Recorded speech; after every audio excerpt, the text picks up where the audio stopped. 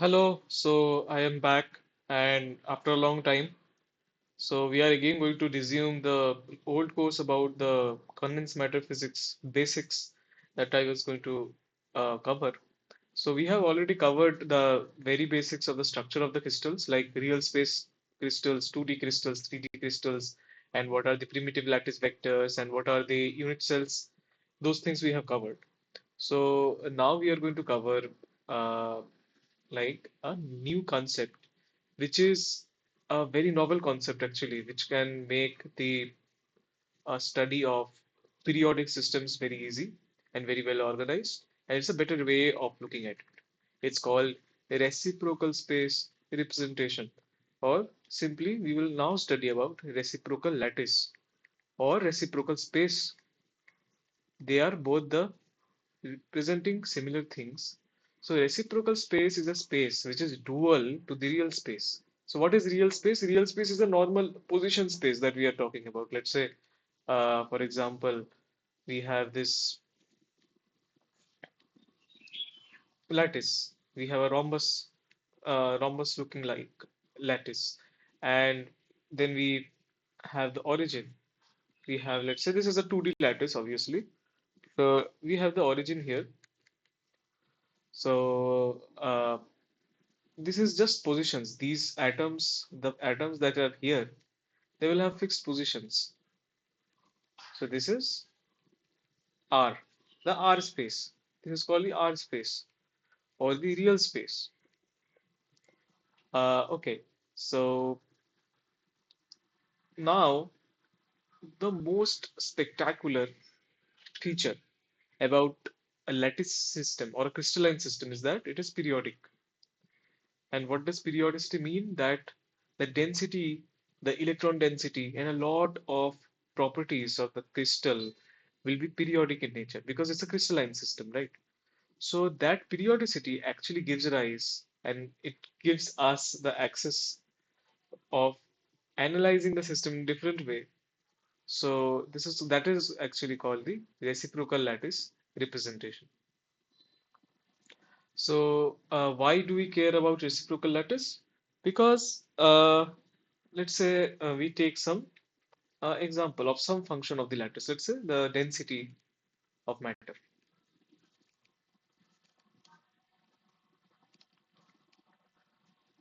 So if we look at the density of matter, then we will see that in a crystal lattice or like very normal crystal lattice, let's say it's a square lattice.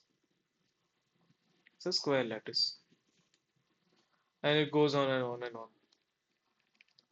So if we look at like that, then if are the primitive vectors, let's say are a1 and a2. Right. So at any point, let's say at any r, which is given by na1 plus na2, that will represent a lattice point. So let's say the row at that point will be some a because there are some nucleus. Let's say it's like a homogeneous crystal. Let's say it's not a compound; it's an atom. Sorry, it's a element. It's an element. So it's a homogeneous lattice. So all of the lattice points have the same atom. So then what we will be saying? We will be saying that the rho r equal to summation delta n r minus na1 minus na2, which is summed over all n and m in integers or all n and m integers such that it remains in the crystal because we are obviously dealing with a finite crystal. Theoretically, the crystal is infinite, but in real life, we are always obviously dealing with a finite crystal. Okay, so that is the thing.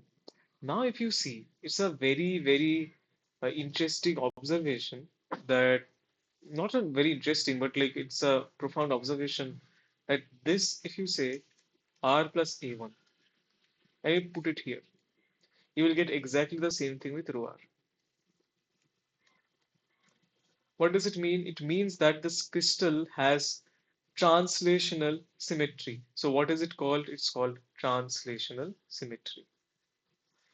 translational symmetry. What is translational symmetry? Translational symmetry means that the crystal, if you get translated as in if you move in a straight line along the crystal, along certain directions and with certain length, then your surroundings will look exactly the same. That is exactly why the crystal is called a periodic structure. So let's say uh, there is this thing. So before going into reciprocal space, why is it important to discuss the symmetries of this crystal?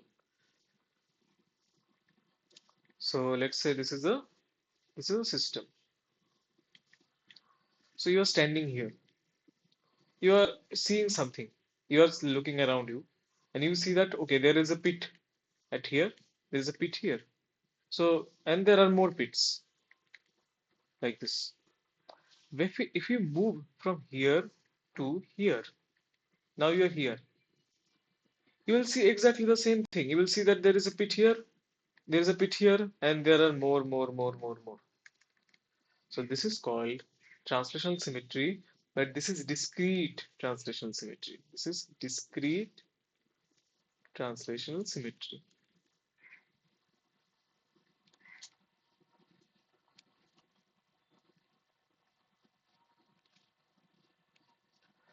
What is continuous translational symmetry? If you have just a line. So if you move anyways, anywhere, with any length, it doesn't matter the length.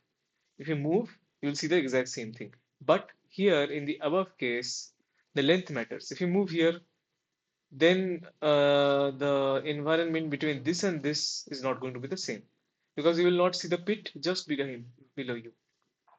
You have to go at least this length, so that you can regain back the previous configuration. So that is why it's called discrete and this is called continuous. So that is a very profound and that's very useful actually, a property of a crystalline system. And so basically every function that we can actually derive from the crystal actually depends on the density of the atoms or the density of the nucleus. So uh, that means we can actually construct all of the functions of a lattice to be periodic in nature. With the period, what will be the period? The period will be lattice vectors, the primitive lattice vectors. They will be the period. Okay, so fine. Okay, so now what we are going to do? What we are going to do is now explore the mathematics of periodic functions. So periodic functions.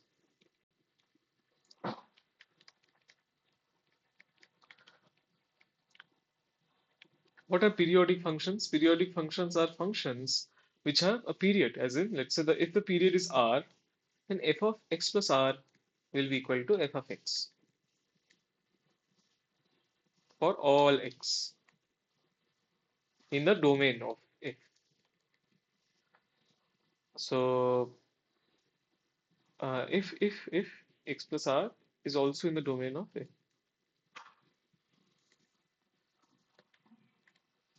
Okay, so basically, um,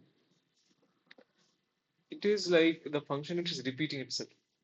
So the most famous examples of periodic functions would be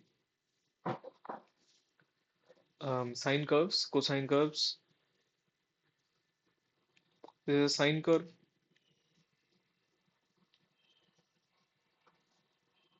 So this has a period of 2 pi. This is pi by 2, this is 3 pi by 2, this is 2 pi. So this is a period of 2 pi. After 2 pi, the whole cycle will start again.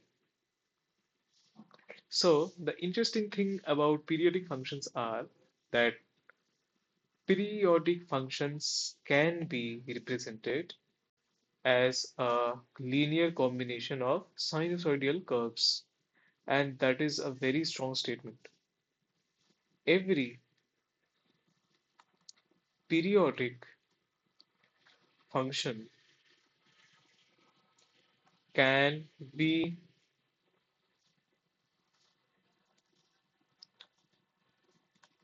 represented as a linear combination of sinusoidal curves. Sine and cosine curves, basically. Sine and cosine curves. Okay, fine. So a linear combination of sine and cosine curves. So what is it called? It's called a Fourier. Fourier. It is going to lead us into the Fourier transform eventually. So let's say the period is R. Period is R. So f of x plus R equals to f of x. So f of x can be represented as summation g f of f tilde of g. This is another function sine 2 pi g x by r, when g is an integer. You can confirm, you can actually verify that if you put f of x plus r here, then you will get f of x. Why? Because there will be 2 pi phase added to sine, which will be cancelled out. Which is because sine 2 pi plus something is sine that. Sine 2 pi plus x equals to sine x. So that is the beauty of this transform. This is called a Fourier transform. So the same thing can be done with cos, sine and cos. Fx can be represented as a linear combination of sines. Fx can be represented as a linear combination of cos. So it is natural to think that Fx can be represented as a linear combination of both. So how to do that? So it's an easy representation. It's all a representation. E to the power ix equals to sine x plus, sorry, I sine x plus cos x. So that is the Euler representation. Now, so similarly, we can say that e to the power 2 pi I equals to 1. It comes from the theory of complex numbers, which should be known to you in a very basic manner. It's a very basic complex number theory that e to the power I pi equals to 1 and e to the power I pi equals to minus 1. So, fine. We can then write actually, we can combine the sine and cos to write what? To write f of x can be written as gi f tilde of g e to the power I g x 2 pi by r. Okay, okay. So now what we will going to do is if we define 2 pi g by r, which is an integer, which has to be an integer, right? Uh, so g has to be an integer. Sorry, g has to be an integer. So g has to be an integer. So it has to be, so gr, let's say we redefine this as g. We redefine this as g. And we write it as summation g f tilde g e to the power I g x. Now what is the summation of g? Now it is not g, it is not this. It is not this anymore. Rather, g is integral multiple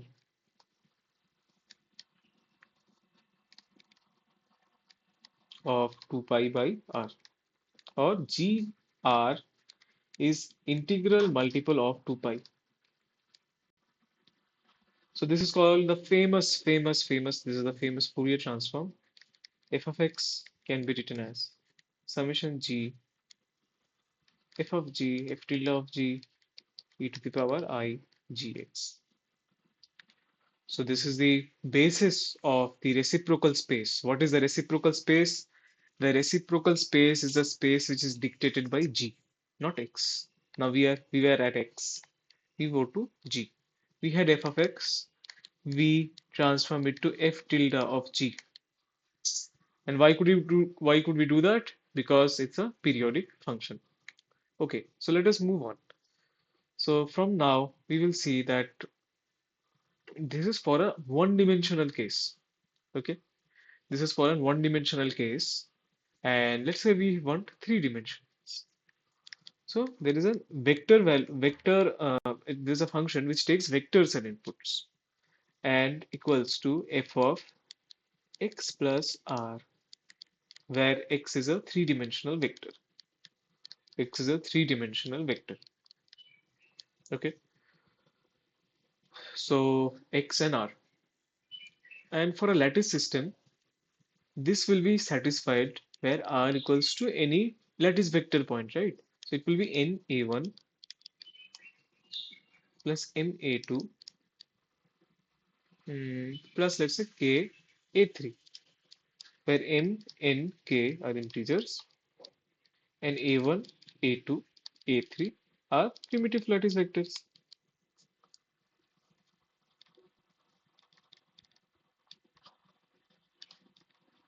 So as we discussed earlier, that any point of this sort will have a same lattice point. We'll have the lattice point and it will be translationally symmetric. Discrete translation symmetry will be there. So if we do that, then we can actually, uh, you know what? So basically, f of x equal to uh, f of x plus a1. So in this direction, we will get a g. In this direction, we will get a g.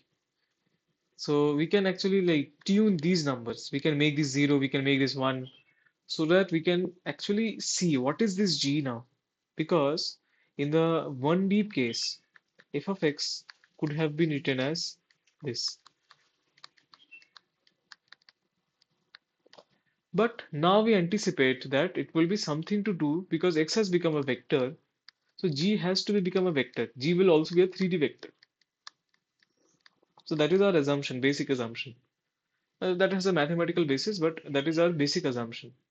That G is a 3D vector. But then how to find the components of G? And what are what is the structure of G? What kind of G will satisfy this? This will satisfy given, uh, mm, okay, so let's say f of x equal to f of x plus r. So we have to have something in this, uh, the exponential, which will be a function of G, the G vector and x vector, and it will simultaneously give us. And when we do this, e to the power g x plus r, it will should be give us the same thing as g and x. The r should vanish. The r should vanish. So that is one of the things that we are going to talk. And actually, what is happening is, uh, so what is happening is, if you look into the mathematical structure, then the 3D will become. So you can research a bit about it, but it's very easy to prove mathematically that it will become like this. So the g vectors will be there. Sorry, f tilde of g e to the power I g dot x.